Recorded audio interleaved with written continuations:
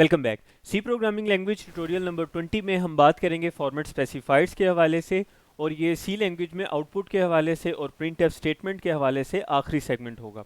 आपको याद होगा कि एस्केप सीक्वेंसेस वाले ट्यूटोरियल से पहले यानी ट्यूटोरियल नंबर 18 में हमने बात की थी जब प्रिंटफ स्टेटमेंट के हवाले से और हम आउटपुट किस तरह से डिस्प्ले करवाते हैं सी लैंग्वेज में, तो उसमें हमने कुछ ओवरव्यू एक लिया था फॉर्मेट स्पेसिफायर्स के हवाले से, that is starting with percentage sign, और उसके साथ साथ हम उसके साथ कोई करेक्टर यूज़ करते थे जिससे किसी भी वेरिएबल या एक्सप्रेशन की जो वैल्यू है वो हमें डिस्प्ले करवाने में प्रिंटफ स्टेटमेंट के थ्रू मदद मिलती थी।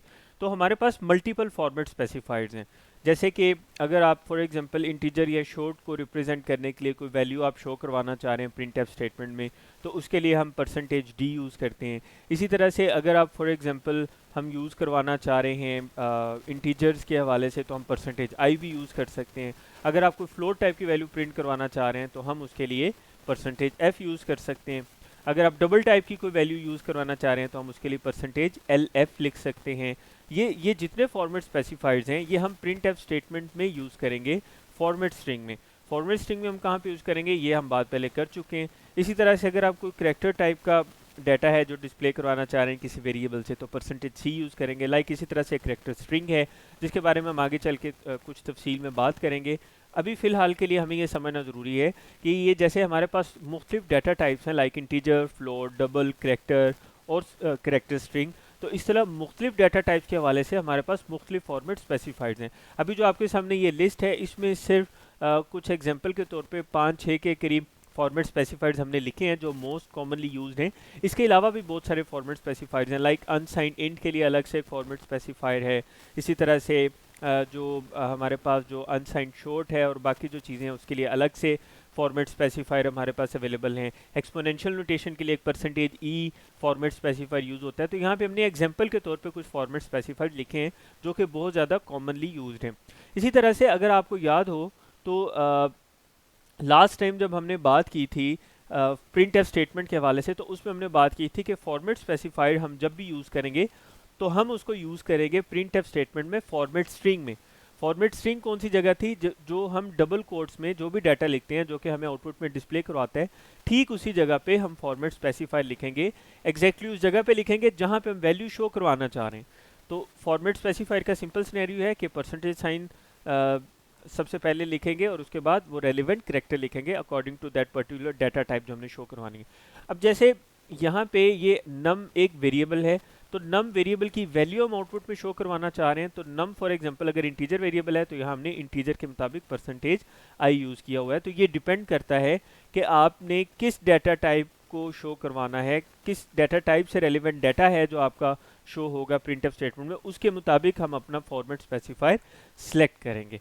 तो अब हम चलते हैं विजुअल स्टूडियो कोड की तरफ, और विजुअल स्टूडियो कोड में हम चल के देखेंगे कि किस तरह से हम इसको प्रैक्टिकली इंप्लीमेंट कर सकते हैं। तो प्रीवियस एग्जांपल में भी हमने लास्ट टाइम बात की थी कि फॉर एग्जांपल हमारे पास एक वेरिएबल है लाइक नम के नाम से जिसमें एक वैल्यू स्टोर है विच इज़ 54, और इसकी जो डाटा टाइप है वो इंटीजर है।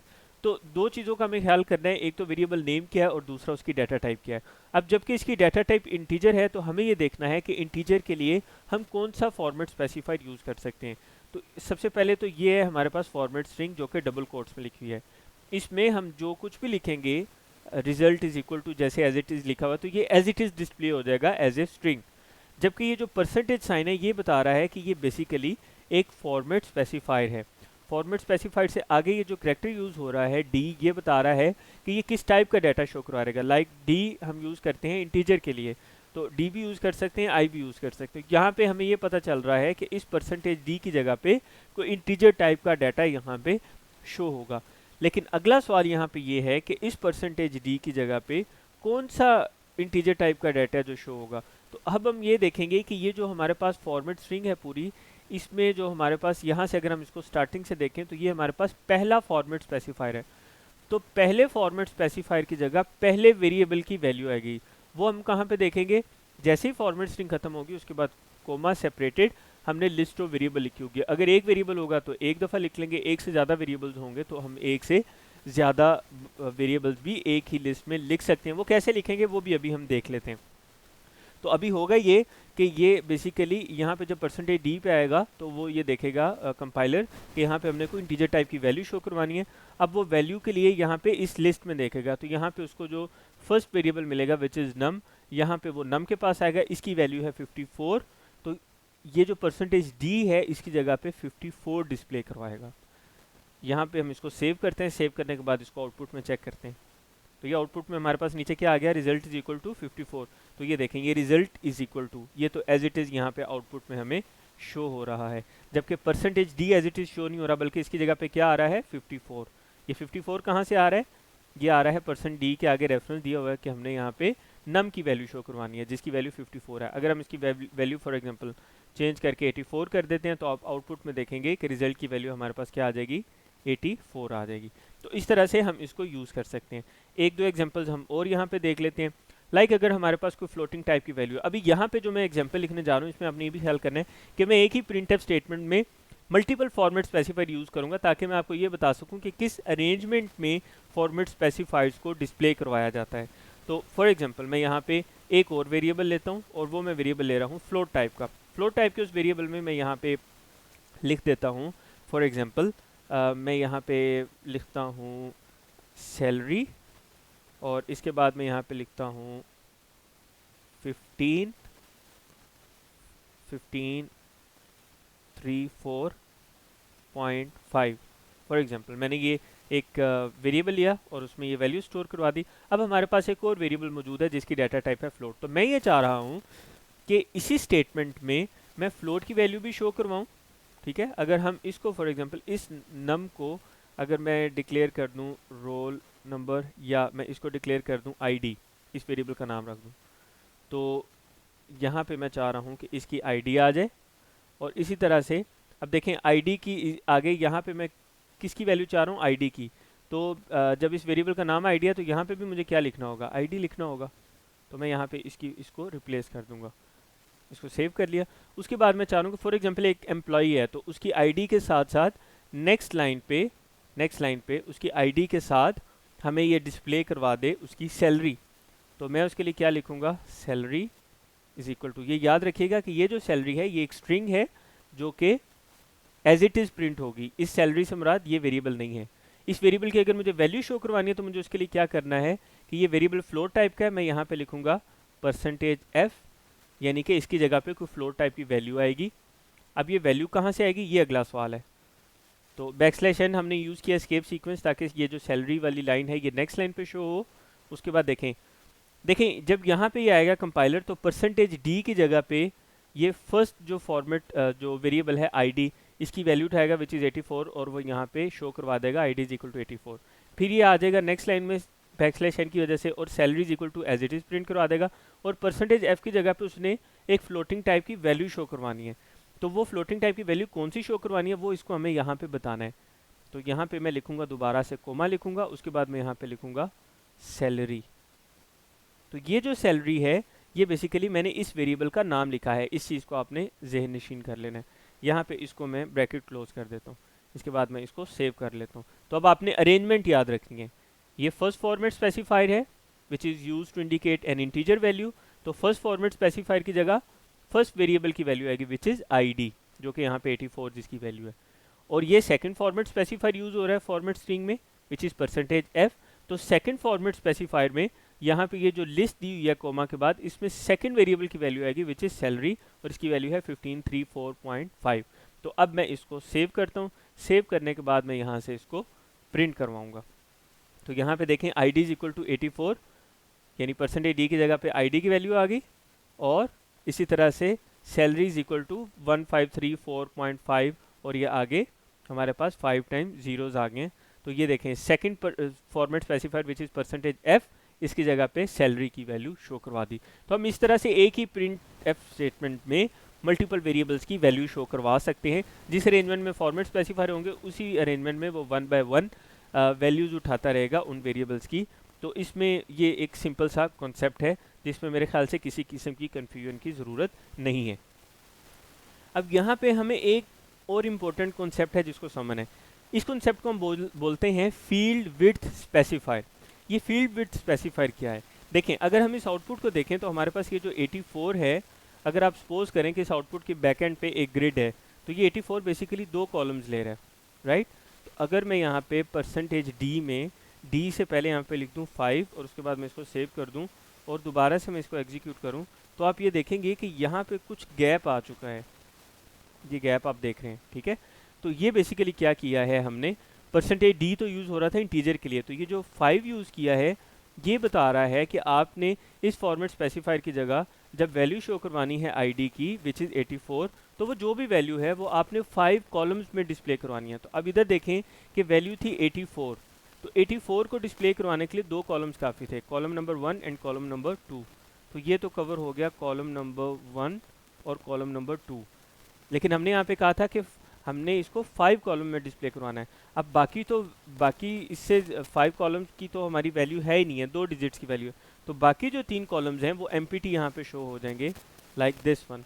तो यहाँ पे आप देखें कॉलम 1 2 3 4 और 5, तो इसको हम बोलते हैं फील्ड विड्थ स्पेसिफायर, यानी ये जो 84 है अब ये 5 कॉलम में डिस्प्ले हुआ है। अगर मैं इसको 5 से 3 कर दूँ और मैं अब इसको सेव करूँ, तो अब आप देखेंगे कि ये यहाँ से सिर्फ एक कॉलम इसने यहाँ पे इसको स्पेस दी है और बाकी जो 2 कॉलम्स थे उसकी जगह पे वो एक्चुअल वैल्यू आ गई है। अगर आईडी की वैल्यू हो लाइक 984 और अब मैं इसको सेव करूं, तो अब आप देखेंगे दरमियान में स्पेस नहीं आई क्योंकि वो तीनों कॉलम्स को कवर कर देगा। तो इस कॉन्सेप्ट को हम बोलते हैं फील्ड विड्थ स्पेसिफायर। इसी तरह से अगर फ्लोटिंग टाइप वैल्यूज़ के साथ भी हम इसी तरह से कुछ चीज़ें करें, तो हम फ्लोटिंग टाइप वैल्यू की 2 एंड पे इस चीज़ को मैनेज कर सकते हैं। नंबर 1, हम फील्ड विड्थ स्पेसिफाई कर सकते हैं फ्रैक्शनल पॉइंट से पहले की आउटपुट के लिए और फ्रैक्शनल पॉइंट के बाद की। जैसे कि आपने भी देखा कि जब मैंने इसको अगर मैं यहाँ पे इसको दोबारा से प्रिंट करवाना चाहूँ, तो ये देखें 1534.5 यहाँ तक तो मैंने वैल्यू ऑलरेडी स्टोर की थी। तो ये जो एक्स्ट्रा 5 ज़ीरोज़ आ रहे हैं, ये देखें ये हमारे पास वो बाय डिफ़ॉल्ट आ रहे हैं। तो अगर मैं ये चाहता हूँ कि पॉइंट के बाद सिर्फ 2 वैल्यूज़ डिस्प्ले करें, तो उसके बाद मैं उसके लिए मैं क्या करूँगा, मैं यहाँ पे आऊँगा परसेंटेज एफ जो कि सैलरी की वैल्यू प्रिंट करवा रहा है। तो मैं यहाँ पे इधर आऊँगा परसेंटेज और एफ के दरमियान मैं यहाँ पे लिखूँगा पॉइंट और फिर मैं यहाँ पे लिखूँगा 2, जिसका मतलब ये है कि पॉइंट ये जो फॉर्मेट स्पेसिफायर है ये पॉइंट के बाद सिर्फ 2 वैल्यूज़, सिर्फ 2 डिजिट्स तक वैल्यूज़ प्रिंट करे।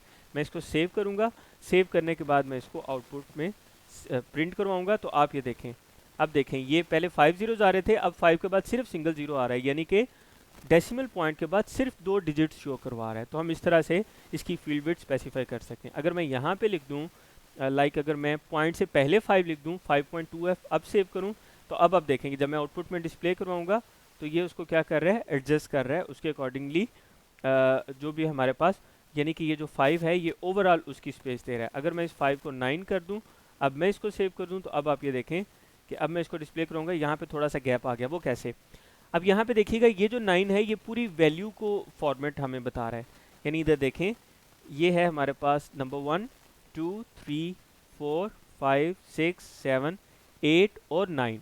तो ये 9 कॉलम्स हमने स्पेसिफाई कर दिए हैं कि आपने 9 कॉलम्स में इसकी वैल्यू को डिस्प्ले करवाना है। तो अगेन जो वैल्यू अवेलेबल है वो डिस्प्ले करवाना शुरू करेगा फ्रॉम राइट साइड, और लेफ्ट साइड पे अगर उससे पहले वैल्यू ख़त्म हो जाएगी तो उसमें क्या होगा कि हमारे पास उसको वो एज इट इज़ एम्प्टी रहने देगा। तो अगर मैं इसको क्लियर कर दूं, अच्छा अगर मैं यहाँ पे कर दूं इसको लाइक इसको अगर मैं कर दूं 5 कर दूं 5.2, तो वो आपने देखा कि वो ओवरऑल आ गई, क्योंकि वो 5 से एक्सीड कर रही थी तो वो बाकी खुद ब खुद एडजस्ट कर लेगा।